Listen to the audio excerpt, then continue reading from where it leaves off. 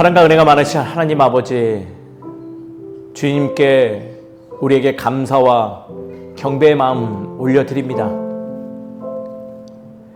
이 고백이 우리의 입술의 고백에 멈추지 않길 소망합니다.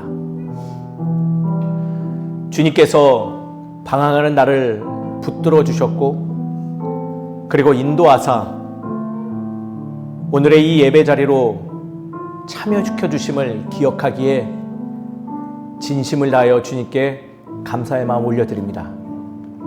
주님, 주의 은혜로 인도된 이 자리가 회복의 자리가 되게 하여 주시옵소서. 회복되고 정결된 마음으로 주께 나의 귀한 것들을 올려드리는 참으로 가치 있는 예배의 시간이 되게 하여 주시옵시고, 주님께서 우리의 마음의 것들을 받으심으로 주님과 더불어서 충만한 기쁨이 차고 넘치는 복된 시간 되게 하여 주시옵소서. 예배의 주인은 내가 아니요 하나님 당신인 줄 압니다. 주님 홀로 영광 받아 주시옵시고, 이 시간 하늘의 은혜로 우리와 함께하여 주시옵소서.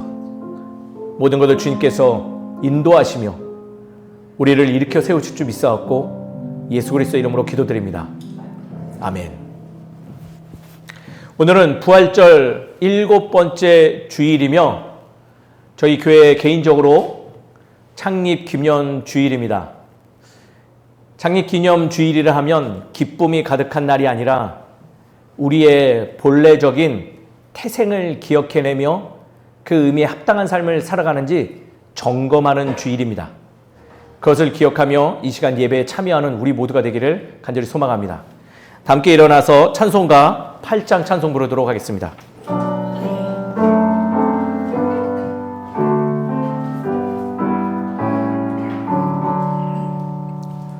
거룩 거룩 거룩 전능하신 주님, 이른 아침 우리 주를 찬송합니다.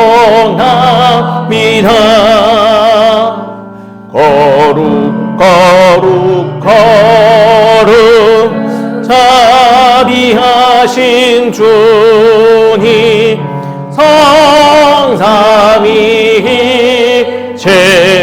우리 주로다. 거룩 거룩 거룩 주의 보좌 앞에 모든 성도 면류관을 벗어드리네. 전군 천사 모두 주께 굴복하니 영원히 위에 계신 주로다. 거룩 거룩 거룩 주의 빛나 영광, 모든 죄의 묻어두어 볼 수 없도다.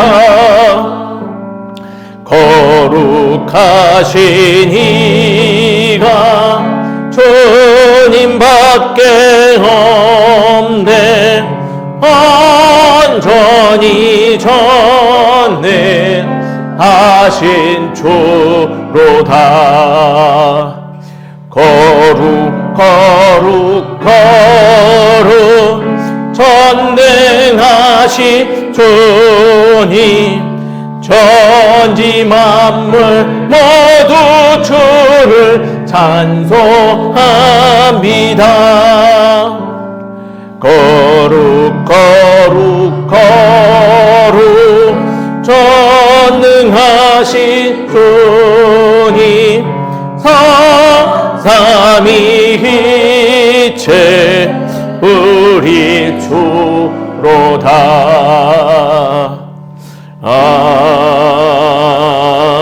아멘. 성시교독 5번 시편 8편의 말씀입니다. 여호와 우리 주여, 주의 이름이 온 땅에 어찌 그리 아름다운지요. 주의 대적으로 말미암아 어린아이들과 젖먹이들의 입으로 권능을 세우시며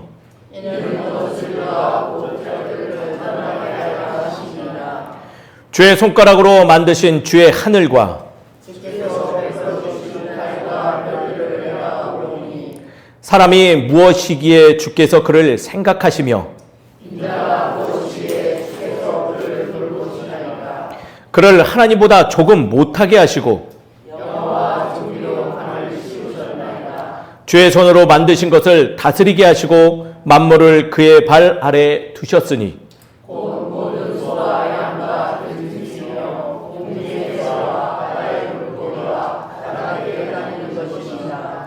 여호와 우리 주여, 주의 이름이 온 땅에 어찌 그리 아름다운지요. 아멘. 사도신경하심으로 우리의 신앙 함께 고백합니다. 나는 전능하신 아버지 하나님, 천지의 창조주를 믿습니다.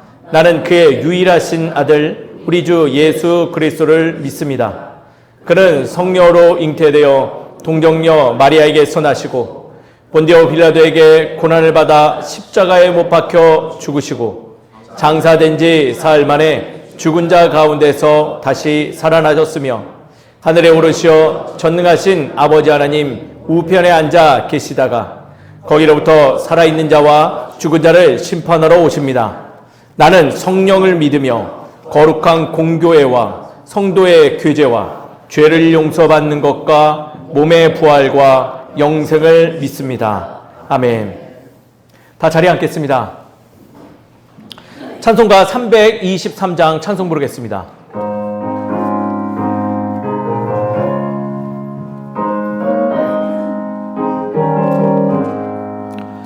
푸른 바다 나서니 뭐 어디든지 가오리다. 괴로우나 즐거우나 주만 따라가오리니 어느 누가 막으리까.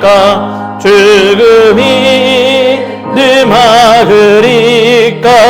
어느 누가 막으리까.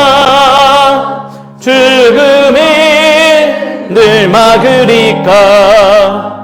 악을 걸자 힘들어도 복음 들고 가오리다. 소돔 같은 거리에도 사랑하고 찾아가서 종의 몸에 지닌 것도 아낌없이 드리리라. 종의 몸에 지닌 것도 아낌없이 드리리라. 존귀형과 모든 권세 주님 홀로 받으소서.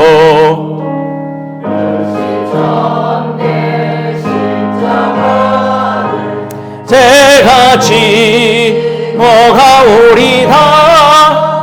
이름 없이 빛도 없이 감사하며 섬기리다.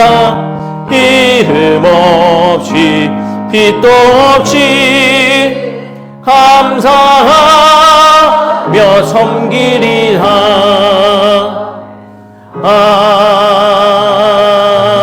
아멘. 기도하겠습니다. 존귀와 영광 되시는 하나님 아버지, 참으로 주님께 감사의 마음 올려드립니다. 우리 함께 가는 교회를 일찍이 주의 뜻 안에서 인도하시고 또 칠원동에 이렇게 세워주시사 우리가 주의 말씀을 붙들고 주께서 가라 하신 그곳을 향해 나아갈 수 있도록 기회 주심을 주님께 크게 감사드립니다. 그러나 주님, 우리의 삶의 흔적들을 살펴보면 여전히 주님께 자부심을 느끼기보다는 부끄러운 마음이 먼저 밀려옴도 있음을 주님 고백합니다. 주께서 확실히 보여주신 약속의 자리와 또 그것을 향하여 끊임없이 우리를 위하여 동행하시며 애써주시는 그 노력이 삶의 곳곳에서 발견됨에도 불구하고 우리의 선택들이 참으로 미진하며 안타까운 것들이 넘쳐남을 발견하기에 주님, 우리의 그 연약한 모습들을 주 앞에 내놓으며 회개합니다. 주님, 불쌍히 여겨 주시옵시고 다시금 그 강한 의로운 오른손으로 인도하여 주시옵소서. 우리의 입술의 고백들을 잘 아오니 주님 말씀으로 채워주시옵시고 우리의 잘못된 선택의 행동들이 기억되오니 주님의 말씀으로 붙들어 주사 변화된 삶을 취할 수 있도록 인도하여 주시옵소서. 건너번선 모습으로 주 앞에서 잘못된 모습으로 좌로 우로 왔다 갔다 하는 것이 아니라 주님, 주님의 말씀을 읽고 무게감 있게 살아가는 진중성 있는 주의 자녀 되게 하여 주시옵시고 무엇보다도 그 모습을 잃지 않음으로 인해서 지역사회와 또 내가 살아가는 그 모든 삶의 자리에서 주의 영상이 밝히 드러날 수 있도록 주님 허락하여 주시옵소서. 내 개인의 문제가 결코 작은 것이 아님을 말씀으로 늘 배웁니다. 한국 사회를 보며 비판하고 세계의 정세를 보며 안타까워하는 그 가운데서 내 삶이 얼마나 중요한 것인지를 망각할 때 많이 있음을 고백하오니 주님, 말씀으로 내게 주어진 사명의 삶이 얼마나 복된 것이며 나의 변화가 곧 세계의 평화에 기여할 수 있음을 기억되게 하는 신앙의 삶을 소유하는 우리 되게 하여 주시옵소서. 우리가 참으로 고백하기에 어두운 것들이 많이 있음을 압니다. 주님, 말씀으로 회복시켜 주시옵소서. 그리하여 이 교회가 교회되게 하여 주시옵시고 우리 개인이 교회가 되어서 우리가 있는 그곳에 주의 복된 말씀이 흘러가게 하며 그 일을 통해서 내가 복의 통로가 되는 그 삶이 되도록 인도하여 주시옵소서. 이 시간 예배드립니다.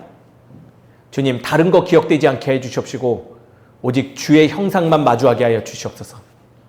이 모든 것을 주님께 간구하며 살아계신 예수 그리스도의 이름으로 기도드립니다. 아멘. 오늘 우리가 함께 나누실 하나님의 말씀은 창세기 24장입니다. 창세기 24장 50절에서부터 58절까지 말씀입니다.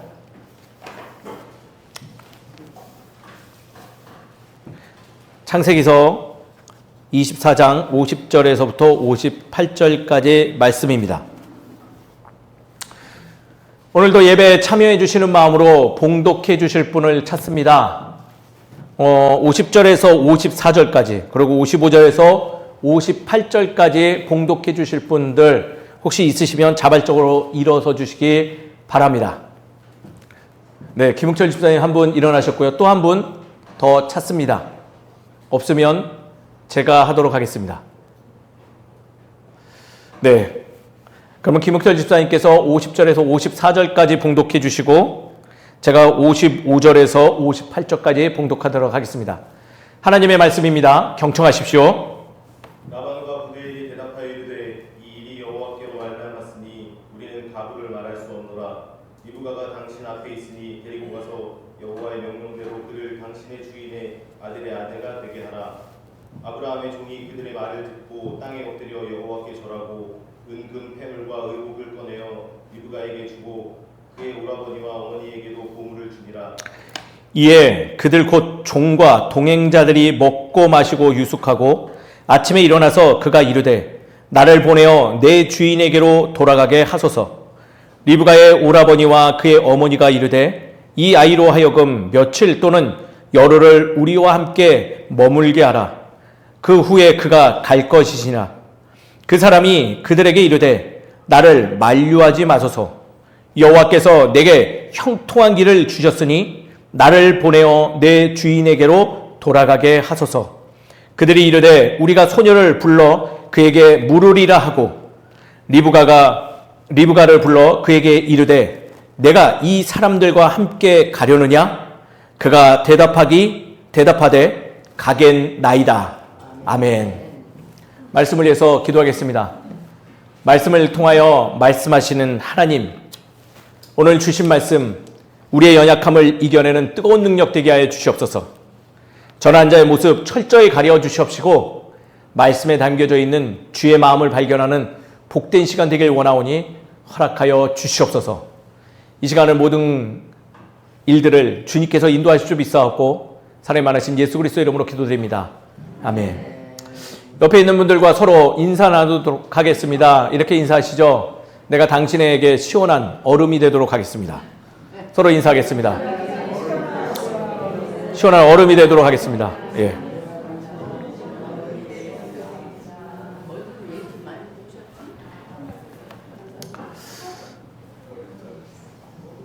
한 주간 잘 지내셨는지요?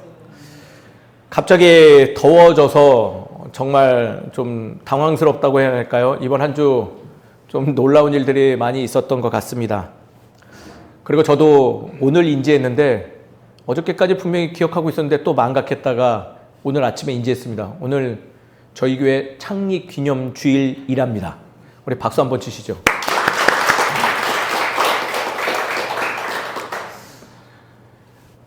어려서 아버님이 생일 때 저희 집은 그렇게 생일 잔치를 한 적이 없어요. 근데 제가 부러웠던지 하루는 아버님께 사춘기가 와서 한번 이랬죠. 아버지, 뭐 생일인데 뭐 없어요? 어떻게 됐을까요? 갑자기 읽던 신문을 마르시더니 제 머리를 때리기 시작하셨어요. 그러면서 이놈의 새끼가 낳아준 것도 어딘데 그러면서 그 길로 도망쳐 나갔죠. 물론 서운한 일이에요. 지금도 기억해보면 왜 그러셨을까 하는데 한 가지 그날 분명히 배운 게 있습니다. 아버님이 말씀하신 거, 내가 너를 낳아준 게 어딘데 라는 말 속에서 내 본향, 근원이 어디서부터 시작하는지 기억됨은 생일에 가장 필요한 요소다 생각되어졌습니다. 모르겠어요. 그런 경험이 있어서 그런지 오늘 말씀 사실 오늘 창립기념주일과 맞닿아 있는 부분이라 할 수 있습니다. 우리 제목 한번 다 같이 읽어보시죠. 함께 한 목소리로 읽어보겠습니다. 시작. 하나님은 다음까지 보십니다. 하나님은 무엇까지 보신다고요? 오늘 설교의 결론입니다. 그리고 주제됩니다. 다음까지 보십니다. 이 문장을 읽으시면 어떤 마음이 드시는가요? 아무 생각 없으시죠? 참 그러나 우리 신앙의 중요한 요소 되는 것 같습니다. 우리는 살아가면서 늘 내가 원하는 그림을 마음속에 그려놓습니다. 그렇지 않나요? 이런 삶이면 좋겠다라는 주제의 그림, 이런 관계가 있으면 좋겠다라는 어떤 한 장의 그림,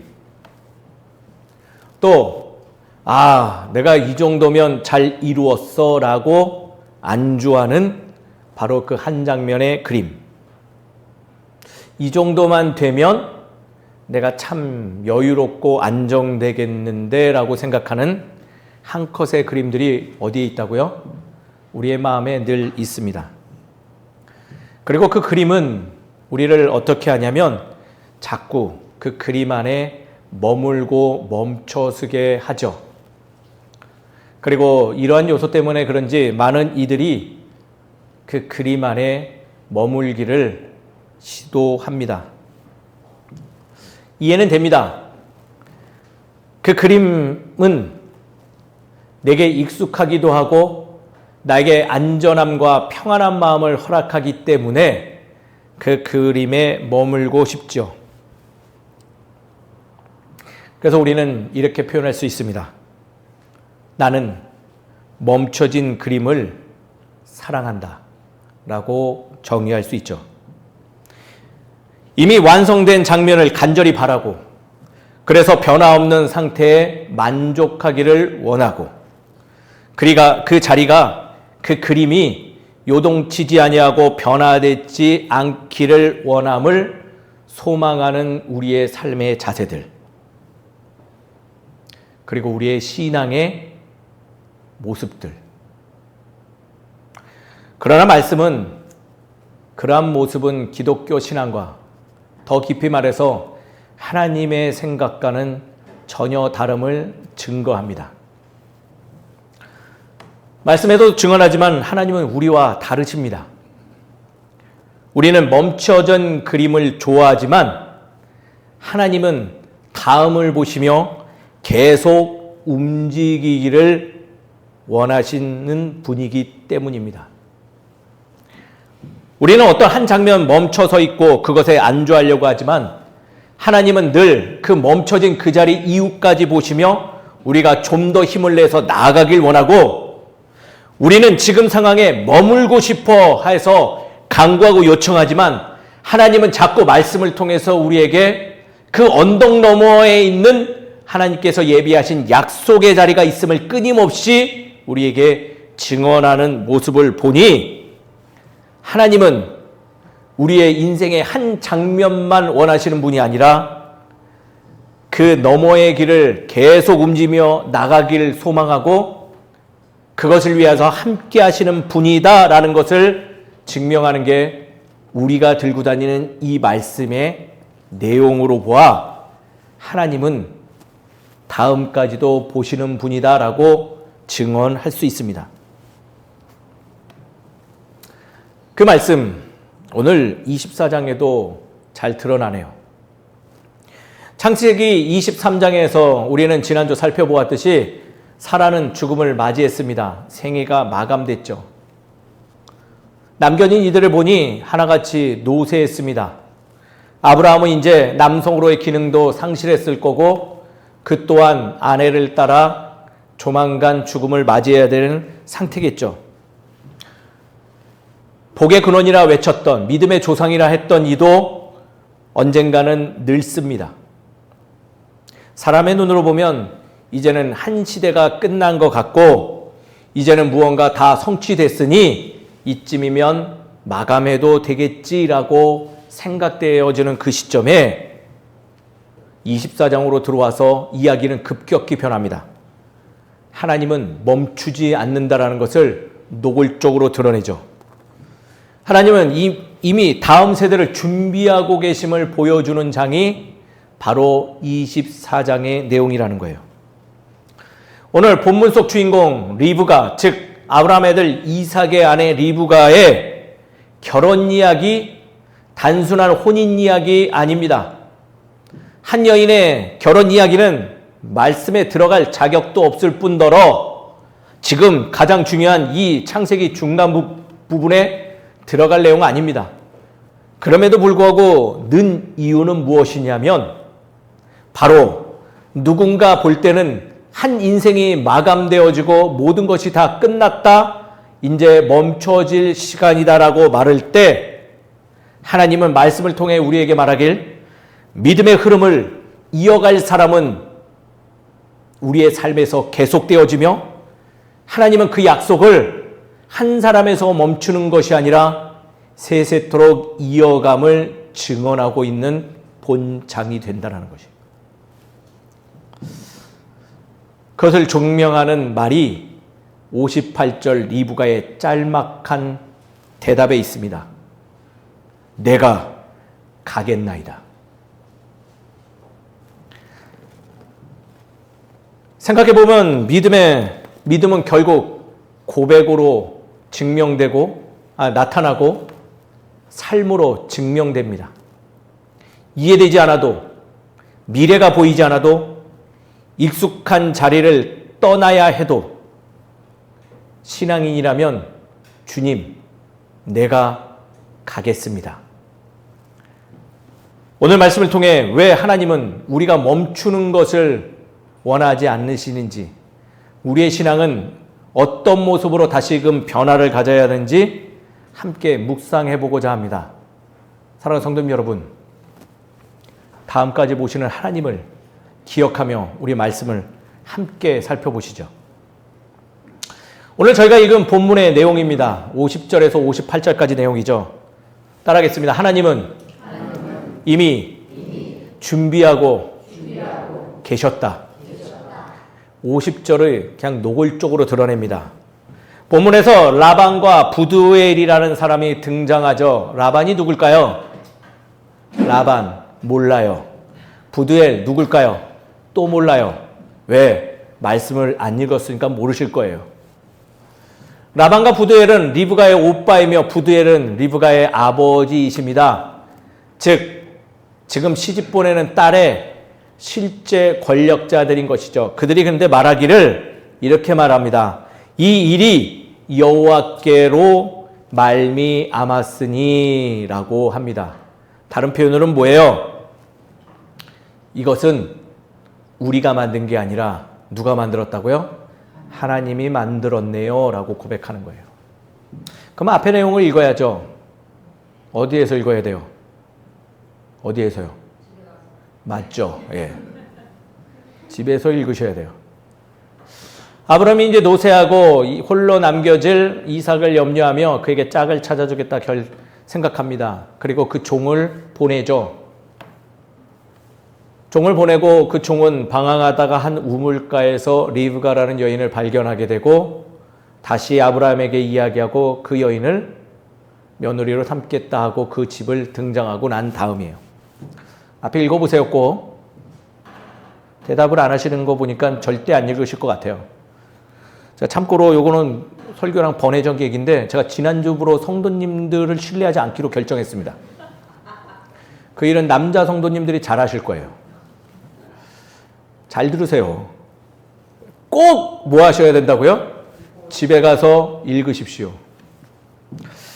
그 일이 리브가를 만나게 된 일이 그들은 고백하길 뭐라고 했다고요? 이것이 바로 하나님께서 행하셨다. 다른 말로 말하면 여호와 이레구나라는 이야기예요. 어디서 많이 들어본 단어죠? 여호와 이레. 이 말은 참 중요합니다. 왜냐하면 지금까지 있었던 모든 과정이 사람 눈에는 우연처럼 보였겠지만은 라반과 부두엘 그들이 신앙심이 있는지 없는지는 기록되어 있지 않지만은 그들도 알기를 이는 하나님이 행하셨다. 종이 길을 떠나게 됐고 우물가에 도착했고 내 딸, 내 여동생 리브가를 만났고 그리고 기도했던 일이 응답되었고 모든 상황들을 미루어 볼 때 한치 의심 없이 이것은 우연처럼 보였지만 하나님이 하셨네요라는 고백이래요. 여기서 우리가 배울 수 있는 중요한 신앙의 교훈이 있습니다. 따라합니다. 주의 인도하심은 우연처럼 찾아오지만 결코 우연이 아니다. 우리의 일상에서 참으로 발견되어지는 일반적인 이야기예요. 우리의 삶도 그렇잖아요. 우리도 동일하게 라반과 부두엘처럼 고백하는 순간이 옵니다. 어떤 우연한 만남이 있었고 우연한 이야기를 들었었고 우연한 시작인 줄 알았는데 시간이 흘러 돌아보니 하나님께서 예비하신 일이구나라는 걸 발견할 때가 참으로 많이 있음이 오늘의 말씀에 공감되는 지점이라는 거죠. 근데 거기서 멈춰주시면 안 돼요. 우린 뭐 해야 된다고요? 다음을 보시는 하나님을 이 일로 기억해내야 된다라는 거예요. 이 지점 꼭 기억하십시오. 왜냐하면 믿음은 결국 그 한 번의 결단, 그 멈춰진 그림에 머물지 않기 때문에 그래요. 결단의 순간을 그 이후에도 계속 맞이하는데 그것은 하나님의 또 다른 계획이고 준비하심이라는 거죠. 왜냐하면 오늘 본문 내용이 그것을 계속 증언해요. 종은 리브가를 바로 데려가려고 합니다. 내가 내 주인에게 당신의 딸을 데려가야 됩니다. 그러나 가족들은 이렇게 말하죠. 뭐라고 요청해요? 오늘 말씀을 보니까요. 며칠 더 머물게 하고 가면 좋겠습니다. 이 권면 어떻게 생각되어지세요? 참 현실적이고 타당한 이유라 생각할 수 있습니다. 왜냐하면 사람은 누구나 익숙한 것을 붙들고 싶어하는 습성이 있기 때문이죠. 익숙한 자리, 익숙한 관계, 익숙한 삶의 자리들, 그것을 떠난다는 것은 곧 두려움이고 공포이기 때문에 그래요. 그리고 특별히 리브가 입장에서 생각해 보면요, 더 그래요. 오늘 본문은 소개하지 않는 내용들이 있죠. 리브가가 아브라함의 집에서 얼마나 멀리 떨어졌는지, 그녀가 아브라함에 대해서 잘 알고 있는 건지 없는 건지, 그녀가 신앙심이 있는지 없는지 기록하지 않습니다. 왜냐하면 그것으로 결정된 것들이 아니기 때문에 그래요. 그래서 리브가의 상황을 조금만 생각해 보면요, 그녀의 선택이 얼마나 대단한 건지 생각해 볼 수 있어요. 그녀는요, 지금 한 번도 본 적이 없는 사람을 따라서 나가야 돼요. 그게 누구예요? 왼수땡이 남편. 여기 장로님 시대 때도 그게 있었나요? 신랑을 모른 채 시집 가셨던 마지막 세대시죠. 예. 예전에는 그러셨대요. 전설 따라 삼천리 같은. 요즘 그러라고 하면 갈까요? 주원이도 안 가요. 지금 가라고 하시면 가실 건가요, 집사님들? 아니요. 절대 안 가요. 근데 리브가는 한 번도 본 적 없는 사람을 보러 가야 돼요. 또 그 땅은 어때요? 자신이 가본 적이 없는 땅이에요. 익숙하지 않은 자리죠. 그녀의 미래가 계산되어질까요? 계산되어지나요? 전혀 계산될 수 없는 그냥 막막한 미래가 앞에 놓였어요. 그런데도 그런 여인을 하나님은 아브라함의 종 엘리에셀을 통해서 지금 믿음의 여정 속으로 참여할 것을 요청하였어요. 그것을 본 가족들은 타당한 말로 그를 설득해 보려 하죠. 며칠 더 머물고 가게 해주세요. 그러나 그녀의 선택은요, 놀라움을 가르쳐 줍니다. 믿음은 언제나 익숙함을 넘어 하나님을 선택하는 것이다라는 것을 기억하게 하는 거죠. 우리도 리브가 같은 상황을 맞이할 때가 많이 있어요. 모르는 미래, 익숙한 곳을 떠나야 되는 그 순간들, 상황들 비일비재하고 많이 일어납니다. 이것을 보면 우리도 언젠가는 한 곳에 머물 수 없고 하나의 그림에 정착할 수 없음을 잘 알려주고 있는 우리 현실의 문제예요. 그럴 때 하나님은 뭐 하신다고요? 내가 떠날 용기가 있느냐라고 말씀으로 우리에게 물으신다라는 거예요. 그 물음에 우리는 뭐라고 대답해야 될까요? 리브가의 고백이 우리의 고백 되길 소망합니다. 따라합니다. 내가 가겠나이다. 내가 가겠나이다. 가족들은 리브가에게 묻죠. 내가 이 사람과 함께 가려느냐? 리브가는요, 그런 어려운 상황 속에서도요, 고백해요. 내가 가겠나이다. 이 한 문장, 그녀의 고백은요, 오늘 본문의 핵심입니다. 이 말은 단순한 결혼 동의가 아니에요.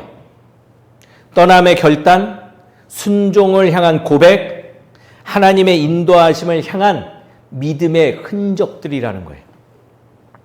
흥미로운 것은 이 장면은 어느 한 장면과 맞닿고 그 장면을 기억되게 합니다. 어느 장면일까요? 우리 이미 창세기에서 한번 보았어요. 어느 부분과 맞닿을까요? 잘 살고 있었던 아브라함이, 그것도 있지만은 훨씬 전 창세기 12장의 말씀과 맞닿죠. 갈대아 우르에서 얼마든지 평안히 살아도 될 그를 하나님은 가라. 본토 친척 아비의 집을 떠나 가라라는 말씀과 맞닿아 있어요. 하나님은 아브라함에게 말씀합니다. 너는 떠나라. 마치 그거에 대한 결과물처럼 이제 리브가가 대답합니다. 내가 가겠나이다. 믿음은 결국 내가 가겠습니다라고 응답함으로 하나님께서 계속 이어가시는 그 하나님의 섭리에 참여하는 행위라는 것을 우리에게 잘 알려주는 것이죠. 단순한 감성적으로 감동하는 일이 신앙생활 아니에요. 믿음은 선택하는 거예요. 다음을 준비하신 그 하나님을 신뢰하며 함께 그분과 동행하기를 자청하는 것이 믿음이에요. 내가 가지고 있는 그림과 내가 가지고 있는 그 생각에 머물러 있는 것이 아니라 그것을 넘어서 주님과 동행하고자 결단하고 고백하는 행위, 그것이 바로 신앙생활이고 그것으로 인해서 우리의 삶이 변화를 맞이하고 하나님의 은혜를 충만하게 누릴 수 있는 계기가 되는 거예요. 말씀은 그것을 우리에게 알려주고 있죠. 그래서 말씀이 우리에게 복됩니다. 우리에게 힘을 줍니다. 우리가 계속 나아갈 용기를 주는 것이죠. 그리고 놀라운 것은 이 여정에 스스로 결단하고 참여함으로 리브가는 한 족장의 어머니가 되고 축복, 즉 아브라함의 복을 다시금 다음 세대 자녀에게 넘어주는 통로된 삶을 살아가는 놀라운 결과물을 말씀이 증언하는 거예요. 사랑하는 성도님 여러분, 다음까지 준비하시는 그 하나님의 계획함을 알고 스스로 그분과 함께 움직이는 저와 여러분 되시길 주의 이름으로 축원드립니다.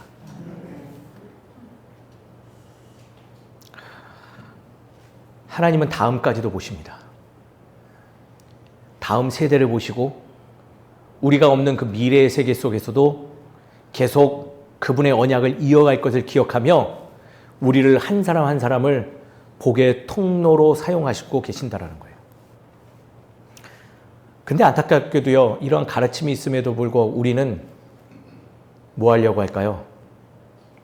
멈추려고 합니다. 왜 그럴까요? 우리는 그러한 축복의 통로로서의 책임보다 내 감정을 더 우선시하기 때문이죠. 신앙생활 하다 보면 그분의 본 모습이 드러나는 순간들이 있습니다. 아마 동의하실 거예요. 저도 목회 24년 동안 참 그런 분들 많이 만납니다. 24년 다 얘기할 필요도 없어요. 함께 가는 교회 개척 9년 동안의 모습을 생각해 보더라도 참 많은 사례들이 있습니다. 지난 9년간 우리 교회 저희 가족으로부터 시작되어져서 지금에 이르기까지 참 많은 일들이 있었고, 많은 일이 있었다 하면 많은 이들도 이 교회를 거쳐갔죠. 지금까지 남아서 신앙생활을 함께 하는 이들도 있지만은 참 기억하고 싶지 않은 불편한 기억들을 남긴 분들도 있음을 저는 잘 압니다.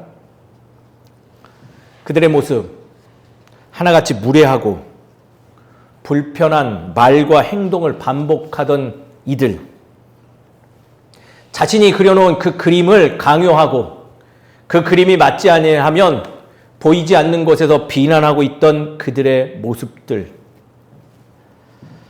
앞에서 친절하고 대단한 것처럼 띄워주는 말들 많이 하지만 뒤에서 부정적인 말을 하고 있지 않은 말들을 생성하며 늘 행했던 그 모습, 자신은 존중받기 원하지만은 타인을 향한 존중은 찾아볼 수 없고 늘 자신이 피해자고 모든 사람은 가해자인 것처럼 말하는 그분들의 말, 사람으로 어찌 화가 나지 않을 수 있을까요? 그러나 목회 경험 속에서 깨닫게 됩니다. 그분들 하나하나 붙들고 설득하기보다 차라리 그들의 선택을 존중하는 것이 나을 것 같다라는 거죠.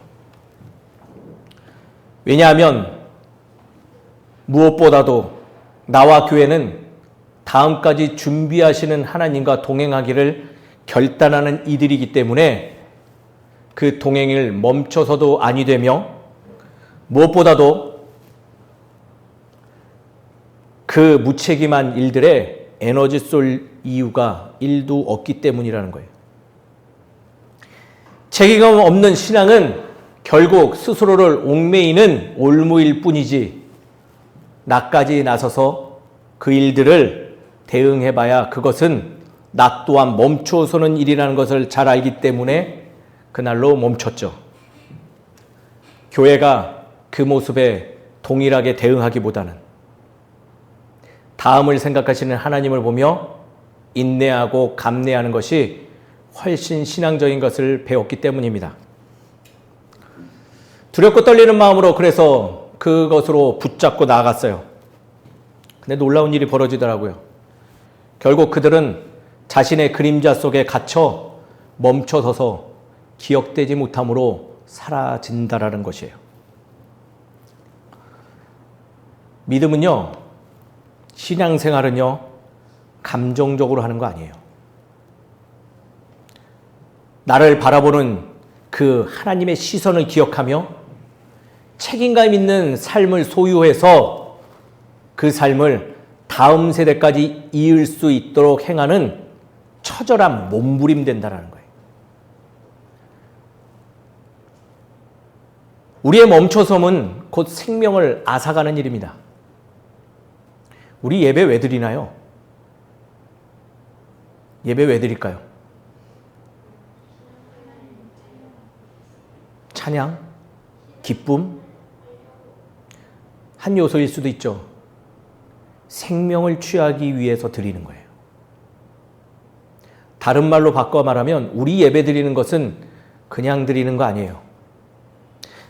제가 무선오조로 말씀드릴게요. 생명 가지고 장난치지 마세요. 결단력 있게 예배 드리십시오. 이거는 아무리 강조해도 부족함이 없는 말씀의 증거입니다.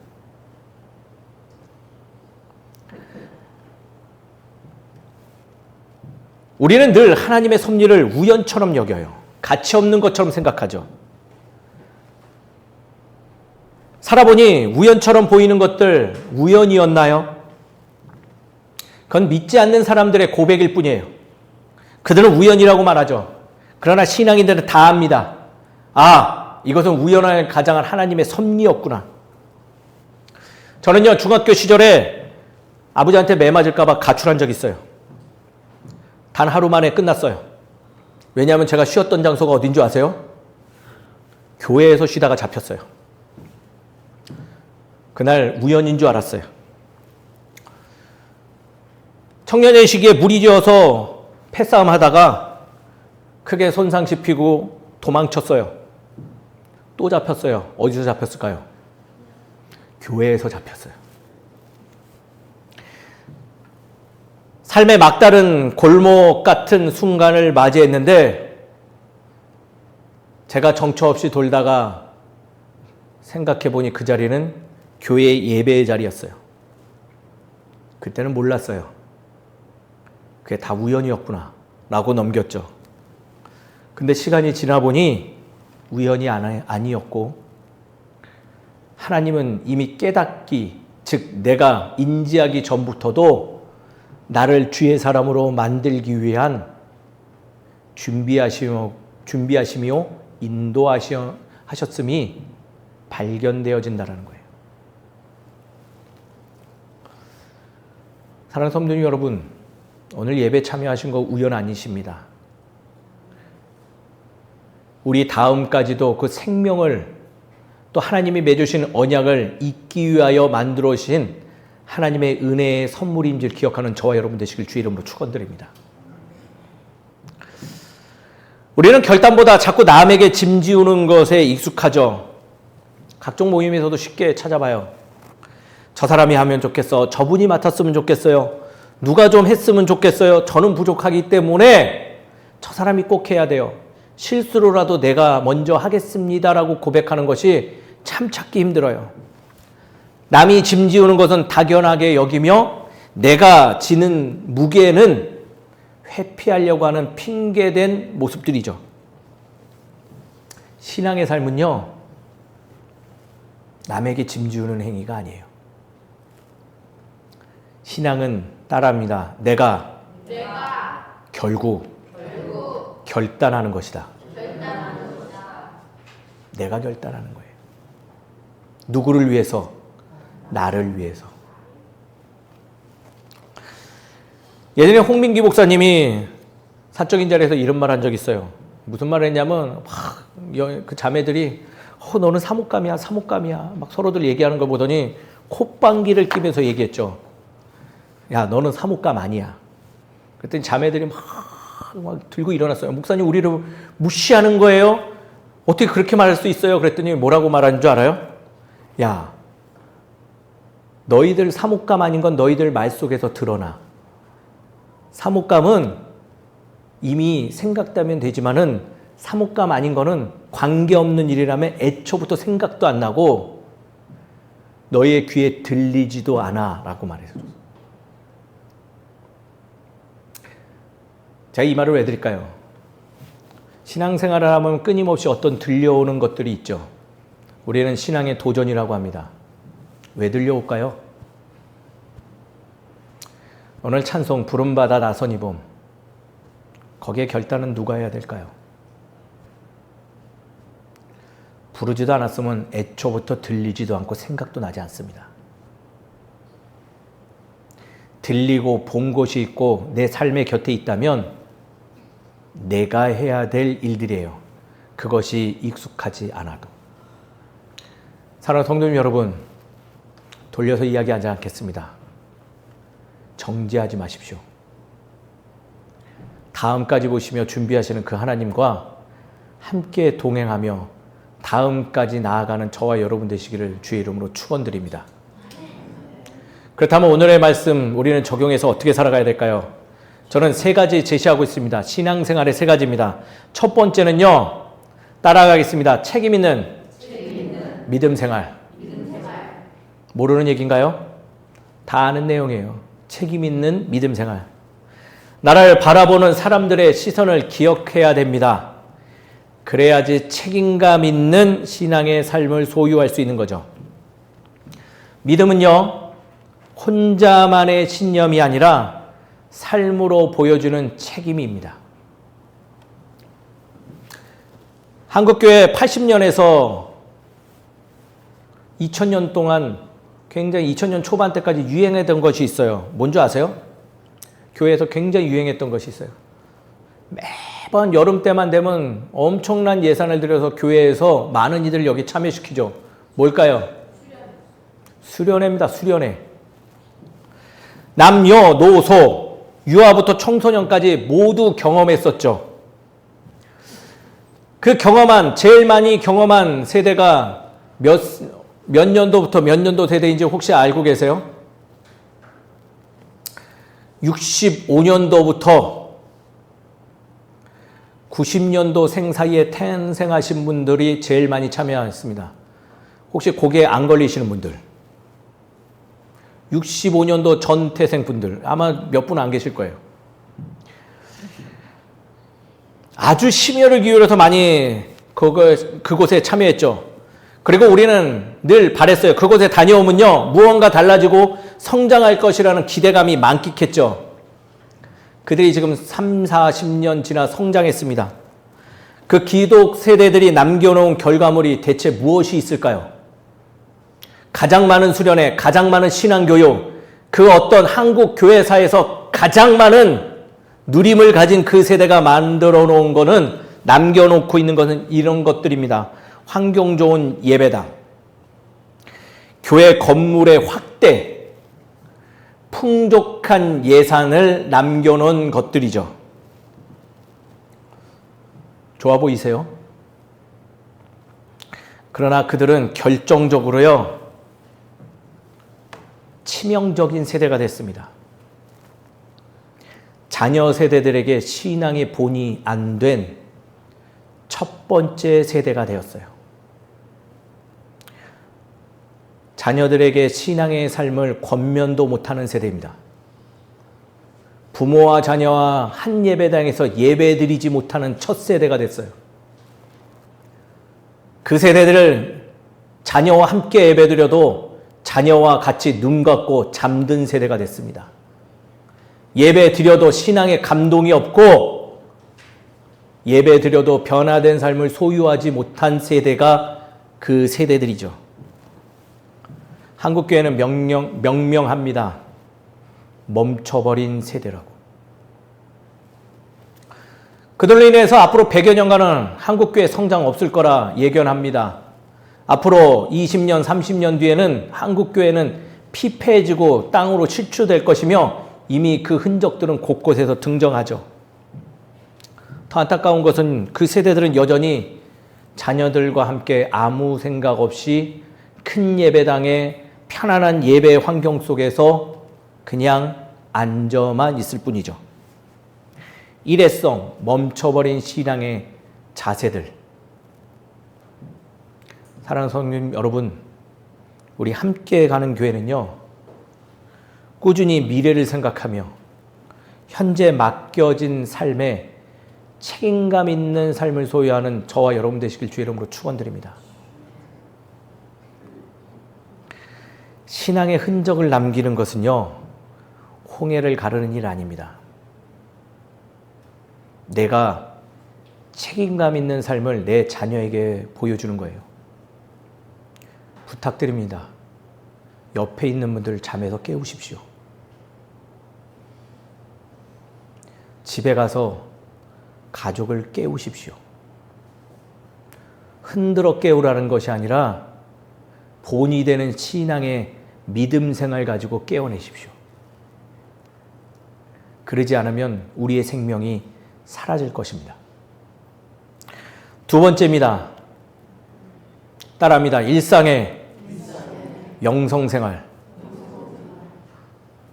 책임감 있는 생활이라면 영성생활 하십시오. 어디에서요? 일상에서요. 우연처럼 보이는 순간 속에서도 하나님을 발견하는, 그리고 발견하고자 몸부림치는 삶입니다. 아까도 말씀드렸지만 예배는 우연이 아니었습니다. 교회가 우연이 아닙니다. 지금 이 자리 우연 아닙니다. 일상의 순간 속에서 하나님은요, 끊임없이 우리에게 이야기합니다. 일어나라, 돌아오라, 회복하라.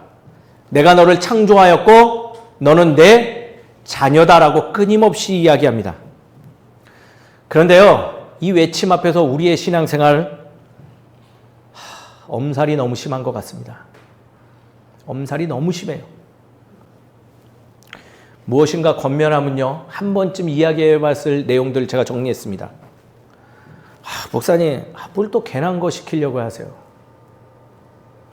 목사님, 어쩔 수 없잖아요. 목사님, 그러면 교회 안 와요. 목사님, 왜 이렇게 부담을 주세요? 다시금 말하지만 신앙생활은요, 우연이 아닙니다. 생명을 지켜내고 사명감을 가지고 살아가야 되는 게 신앙생활이에요. 그 증거는 우리의 일상생활 곳곳에 있습니다. 신앙생활 어영부영하면요, 따라합니다. 패가 망신한다. 여기 앞에 버스 타면요, 좋은 교회 앞에 섭니다. 어딘 줄 아세요? 저희 평택역 바로 전정거장에서 내릴 수 있어요. 내리면 바로 큰 예배당과 써 있죠. 신천지 교회라고. 거기 가면요, 잘해줘요. 자녀들 입학하면요, 제가 최근에 들은 건데 새 학교에 입학하면 장학금 준대요. 그리고 오면 막 선물 주고요, 아껴주고 막 살갑게 대해주고 신방도 자주 오고 그런답니다. 근데 재밌는 게 있어요. 그 교회 가면 패가 망신해요. 쫄딱 벗겨져서 재산을 탕진하면 쫓겨납니다. 그래서 맨날 싸워요. 그 교회 보면서 느껴지는 거 없나요? 신앙생활 어영부영하면 그렇게 되는 거예요. 왜? 생명을 갖고 치열하게 싸워야 되는 것이 신앙생활이기 때문에. 일상에서 우리가 숨을 쉬듯이 우리의 신앙 지켜내고자 애쓰셔야 됩니다. 근데 왜 이렇게 우리는 엄살이 심한 걸까요? 내가 그려놓은 그 그림에 합당하지 않으면 입으로 고백하고 못하겠다 말하고. 사랑하는 성도님 여러분, 각오하시고 떠난 신앙의 여정임을 기억하시는 저와 여러분 되시길 주의 이름으로 축원드립니다. 그에 합당한 삶이 우리에게 필요할 때입니다. 일상의 영성은요, 대단한 거 아닙니다. 지금 내게 취해진 것이 하나님의 영역인가 아닌가를 바른 정신으로 분별해내는 거예요. 예배 오셨으면요, 예배 드리시고요. 말씀 보셨으면 말씀에 귀 기울이세요. 그게 바로 일상 영성입니다. 그 신앙생활 함으로 우리가 변화된 삶을 갖는 저와 여러분 되시길 주의 이름으로 축원드립니다. 세 번째입니다. 따라하시죠. 행동력 있는 결단 생활. 어떤 생활이라고요? 행동력 있는 결단 생활이에요. 준비하고 인식하는 것에서 끝나지 않습니다. 이제는 삶으로 대답해야 됩니다. 누구처럼요? 리브가처럼 내가 가겠습니다. 믿음은 깨달음으로 완성되지 않고 결단으로 시작되어지며 삶으로 완성되어지는 겁니다. 입으로 아예 고백하지 못하는 것도 문제지만 입으로 고백만 하는 것도 문제입니다.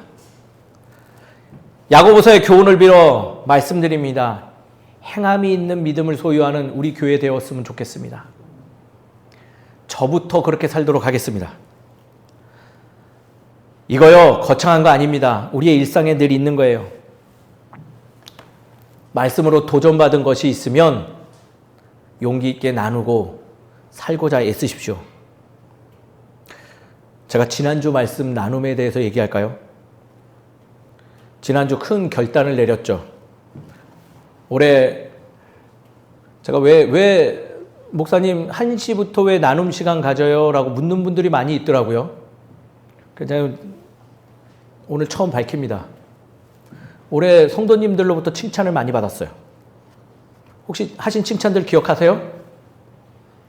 목사님, 오늘 말씀에 은혜되었습니다. 감동받았습니다. 뭐 옆에 보면서 누가 했는지 원망하지 마세요. 다 하셨어요. 그래도 제가 작은 용기가 났습니다. 아, 감동하셨구나. 야, 나같이 설교를 못하는 사람의 설교를 듣고 은혜 받으셨구나. 그래서 제가 뭐가 생겼게요? 용기가 생겼습니다. 그래서 제가 감히 말씀 탐구 모임을 없애고 그 오늘 들은 설교 말씀을 가지고 우리 뭐를 느꼈는지 나누자고 지난주 처음 시도해봤어요. 그랬더니 아주 아름다운 모습들이 드러났습니다. 첫 번째, 1시가 됐더니 도망가신 분들이 많아졌어요. 저 그 정도 눈치 있어요. 약속 없는 줄 다 알아요. 부담이 되시겠죠? 그래도 제가 어디서 용기 냈다고요? 그분들이 말한 것 때문에 용기가 났어요. 다 도망갔어요. 그래도 10분 정도 남으신 분들을 데리고 했어요. 아이고. 우리 여성 성도님들 미리 박수부터 치겠습니다. 박수! 기대도 안 했는데 우리 여자 성도님들 100점 만점에 150점의 나눔을 가지셨어요. 놀라운 일 아닌가요? 뭐 저만 놀라워요? 다시 한번 박수. 근데 그 이어서 남자 성도님들의 나눔을 보고 더 놀랐어요. 100점 만점에 빵점 드리겠습니다. 아니 뭐 전혀 제가 나누지도 않은 거를 나누고 오셨어요. 그래서 저는 이 자리에서 분명히 선포합니다. 오늘 다시 합니다. 첫 번째, 도망가지 마시고요. 결단하고 남아 계십시오. 두 번째요. 아니 뭐 정말 일 있어서 가는 거 저도 다 알아봐요. 말 안 해도 다 알아요. 도망가는지 안 가는지 저는 다 알고 있어요. 그러니까 결단하시고 참여하십시오. 두 번째, 오늘 남성 성도님들 긴장하시고 다 제대로 나누십시오. 오늘은 그렇게 어렵지 않은 내용이니 충분히 나눌 거리 많을 거라 생각되어집니다. 사랑하는 성도님 여러분, 고백한 것이 있으면요, 결단해야 되지 않을까요? 살아보려고 애써봐야 되는 거 아닐까요? 감동받으셨다면 한 번은 그 속에 있는 거 나눠주시면 좋지 않을까요? 제가 과한 거를 요청하는 거인지는 모르겠습니다. 그러나 분명한 사실은 우리가 고백했다면 무언가 그게 결과물로도 이어져야 된다고 생각되어집니다. 저희 교회 어디 가서 저는 늘 자랑합니다. 자부심도 있습니다. 그러나 아쉬운 점, 언제부턴가 저희 교회가 고백은 넘쳐나는데 행동력이 없음을 발견합니다. 사랑하는 성도님 여러분, 완성하는 저와 여러분 되시길 주의 이름으로 축원드립니다. 행동해야지 다음을 이어가시는 하나님의 그 섭리가 우리의 삶 속에서 증거됩니다. 늘 주님께서 준비하면 뭐합니까? 움직이지 않는 우리 때문에 그 은혜가 흘러가지 않는다면 우리는 성경에서 말하는 성령을 회방하는 죄에 합당한 자가 될 뿐입니다. 사랑하는 성도님 여러분, 행동력 있는 결단을 내리시는 저 여러분 되시길 주의 이름으로 축원드리죠. 오늘 말씀이 참 길었습니다. 그러나 말씀을 이제 정리하죠. 우리는 익숙한 자리에 머물고 싶어 하죠. 멈춰진 그림을 좋아하는 것도 사실입니다. 그러나 사랑하는 여러분, 하나님은 그럼에도 불구하고 멈추지 않는 분임을 기억하는 우리 되기를 소망합니다.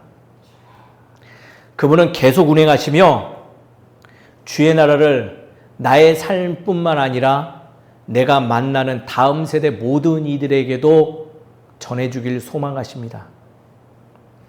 사라는 떠났지만요, 하나님은 리브가를 준비시킵니다. 한 세대가 지나갔지만 믿음은요, 하나님의 언약은요, 다음 세대로 우리를 통해서 이어집니다. 우리에게 오늘 말씀은 묻습니다. 나와 함께 하겠는가? 멈춰서지 않는 우리 되길 소망합니다.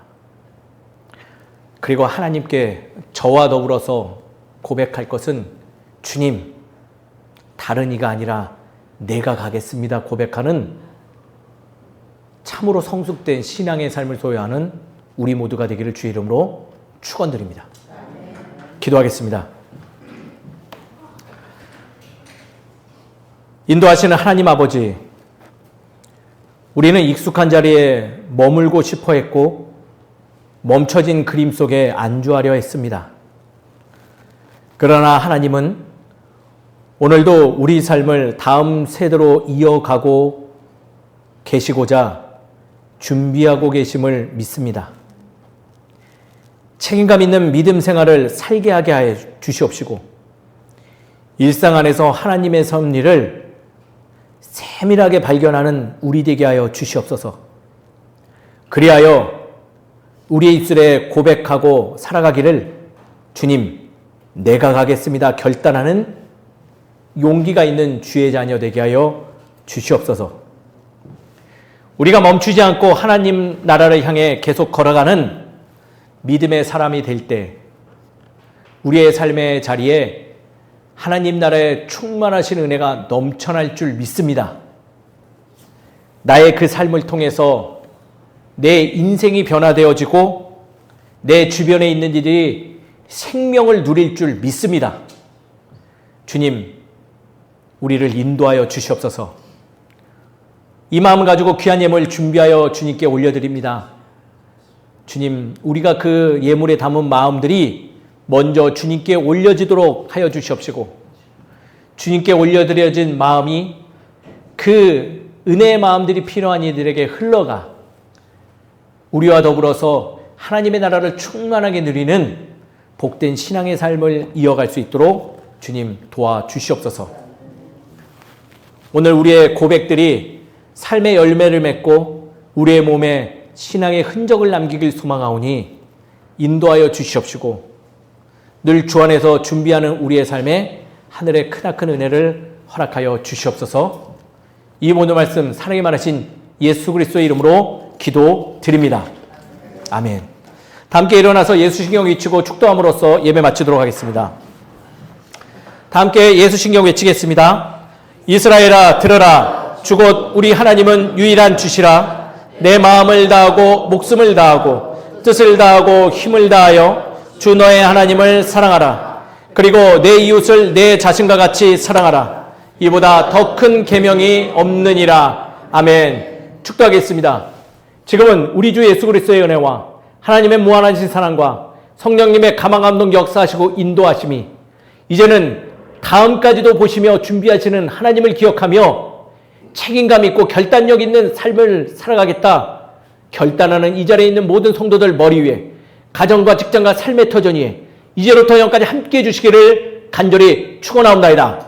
아멘.